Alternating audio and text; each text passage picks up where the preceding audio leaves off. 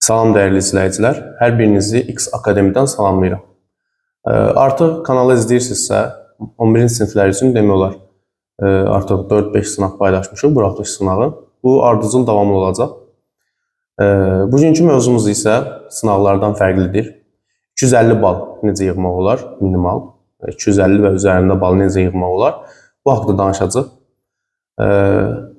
Uşaqlar, videonu çox uzun tutmayacağım, qısa danışacağım, ona görə başlayaq elə birbaşa. Deməli, əvvəlcə qarşınıza məqsəd qoymalısınız. Yəni, mən 250 bal yığacam və yaxud da 200 bal yığacam və yaxud da 300 bal yığacam. Buna inanmalısınız birinci. Yəni, məqsədiniz bu olmalıdır uşaqlar. Ki, mən bu imtahanda, 11-ci sinifin buraxılış imtahanında 200 bal yığacam. Məqsədiniz bu olmalıdır. İkincisi, İştirak elədiyiniz sınaqlarda bu bala çatmağı hədəfləməlisiniz. Yəni, məsələn, gedirsiniz hər hansısa bir sınaq imtahanına, Dövlət İmtahan Mərkəzinin və yaxud da fərqi yoxdur, fərqli birin keçirdiyi imtahana. Məqsədiniz 250 bal yığmaq istəyirsinizsə, bütün iştirak elədiyiniz sınaqlardan o balı yığmalısınız minimal olaraq. Bu uşaqlar özünüzə qoyduğunuz şərt olsun. Nə olur olsun, özünüz üçün belə deyək də bir limit olsun, bir sərhəd olsun ki, mütləq şəkildə bu sərhədi aşın hər sınaq imtahanında. Və bildiyimiz kimi buraxılış imtahanında 3 fən var. Azərbaycan dili, riyaziyyat və ingilis dili. Uşaqlar, 250 bal o deməkdir ki, 3 fənnə böləndə təxmini 85 balın civarında, 84-83 bal edir təxmini. Yəni siz hər fəndən minimal 85 balı hədəfləyin. 85 balı hədəfləmək nə deməkdir? Yəni 15 bal itirə bilərsiniz. Bunu nəzərinizə saxlayın. Yəni, siz girdiniz imtahana, riyaziyyatdan 15 bal itirə bilərsiniz. Siz elə hesablayın ki, yəni minimaldan danışan uşaqlar, elə hesablayın ki, məsələn, çətin bir sual var riyaziyyatdan, yaza bilmirsiniz. O sizi narahat eləməz. Siz onsuz da 15 bal itirməyi gözə almışsınız hər fəndən. Bunu nəzərinizə saxlayın.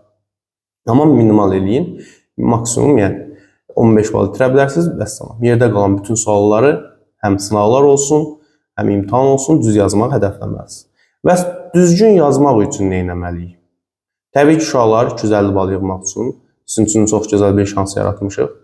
Həm Azərbaycan dilindən, həm riyaziyyatdan, həm ingilis dilindən ödənişsiz WhatsApp qruplarımız var. Hər gün maraqlı suallar paylaşılır. Linklər rəy bölməsində olacaq. Keçid edib qoşulun. Sınaqlarımız olacaq, canlılarımız olacaq daimi şəkildə. Sizin üçün çox faydalı olacaq. Tamamilə ödənişsizdir, qoşula bilərsiniz.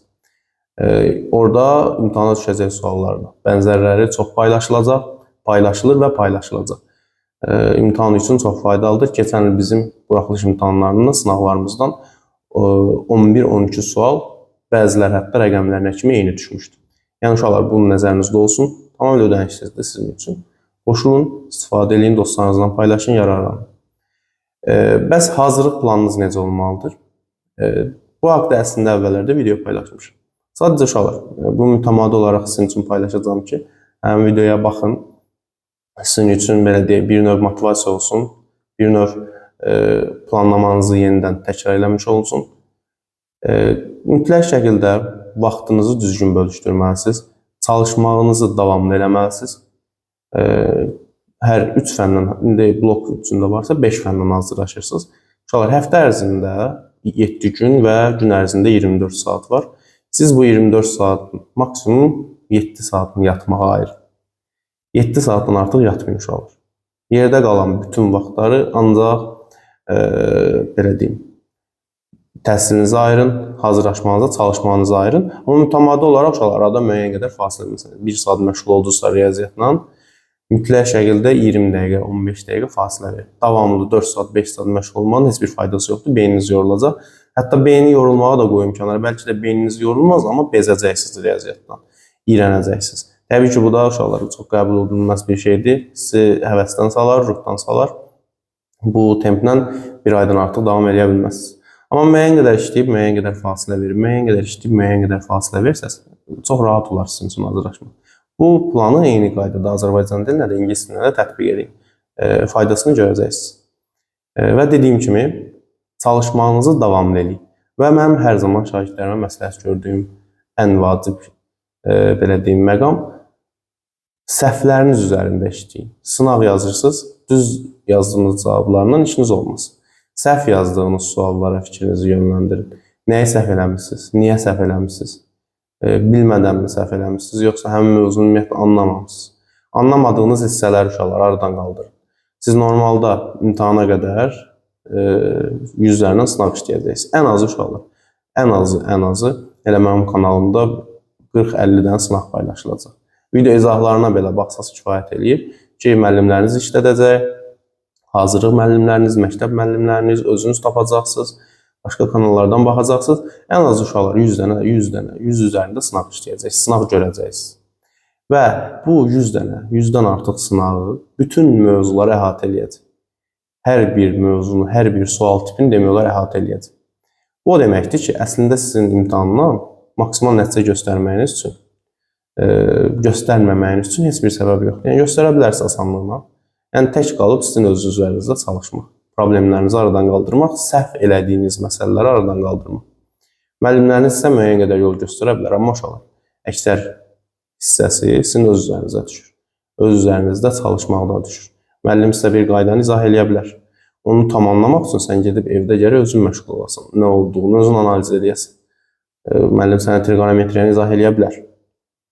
Funksiyanın hər bir qaydasını izah eləyə bilər. Amma sən gedib onu evdə yenidən özün yazıb, özün pozub, qrafikləri çəkib, təyin oblasını, qiymətlər çoxluğunu, təpə nöqtəsinin tapılmasını, artma aralığı, azalma aralığı və s. və s. və s.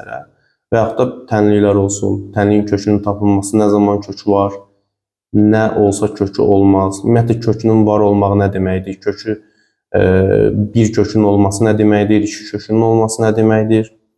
Kökünün olmaması nə deməkdir? Bu şeyləri araşdırmasaz, yüksək nəticəni gözləməyin özünüzdən.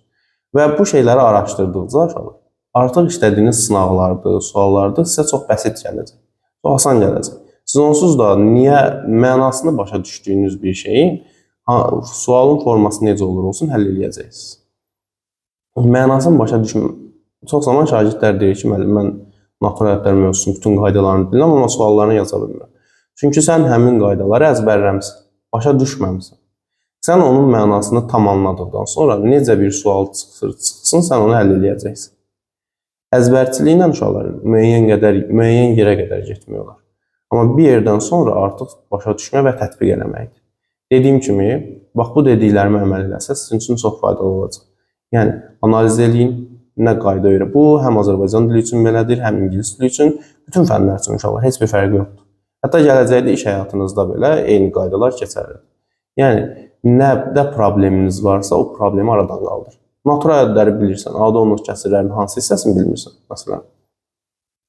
Nə qarışıqdır, nə saf dövranlıq kəsirdir, nə qarışıq dövranlıq kəsirdir. Hər şey var uşaqlar, internetdə də var, kitablarda da var, gedib araşdır. Kimsə sizin üçün onu öyrənməyi, unudun uşaqlar o şeyi, özünüz eləməlisiniz, özünüz çalışmalısınız. Özünüz tapmalısınız, özünüz öyrənməlisiniz və özünüz öyrənəndə uşaqlar heç vaxt yadınızdan çıxmayacaq. Və bir yerdən sonra artıq axıcılıq yaranacaq. Necə? Məsələn, 10 mövzunu sən çox zəhmətlə çalışıb başa düşmüsən, artıq növbəti mövzularda yəni, o qədər əziyyət çəkməyəcəksən. Sənin üçün asan olacaq, asan gələcək. Və salam uşaqlar, yəni, dediyim budur, 250-nin üzərində bal yığmaq üçün. Vaxtını düzgün bölüşdürməlisən, səhvlərin üzərində işləməlisən və bir də ən vacibi uşaqlar, işin yarısı özünə inanmaqdır. İşin yarısı özünə inanmaqdır, yarısı çalışmaqdır. Sən özünə inansan, həqiqətən bu balı yığacam, qarşına məqsəd qoysan, əmin ol ki, bacarasın. Yox, mən bacarmıram, mən riyaziyyat öyrənə bilmirəm, mən ingilis dilini başa düşmürəm, Azərbaycan dili mənə çatmır. Bu tip düşüncədə olsan, təbii ki, uşaqlar, heç bir mənası yoxdur. Nə qədər savadlı olsan da, o sənin üçün alınmayacaq. Hər şey inanmaq, yarısı inanmaqdırsa, yarısı da çalışmaqdır. Bu belə deyim, iki fikir hər zaman beynimdə olsun. Yüksək nəticə göstərəcəksiniz, mən buna sizə əminliklə deyirəm. Bu qədər uşaqlar, X Akademidən hər birinizə uğurlar arzulayıram. Ödənişsiz qruplarımıza da qoşulmaq üçün linklər rəy bölməsində olacaq. Telegram kanalımız silinmişdi. Onu da yeni kanal açmışıq, sınavlar paylaşmışıq. WhatsApp qruplarına yenidən qoşulanlar sınavlar görməyəcək, çünki keçmiş mesajlar qalmır. Amma Telegramdakı sınavların hər biri qalır. O da rəy bölməsində olacaq. Keçid eləyin, qoşulun, dostlarınızla paylaşın. Çox maraqlı layihələrimiz də olacaq burada. Əminəm ki, siz də bəyənəcəksiniz. Və salam uşaqlar, bu qədər. Bugünlük videomuz bu qədər. Sağ olun, hər birinizə uğurlar.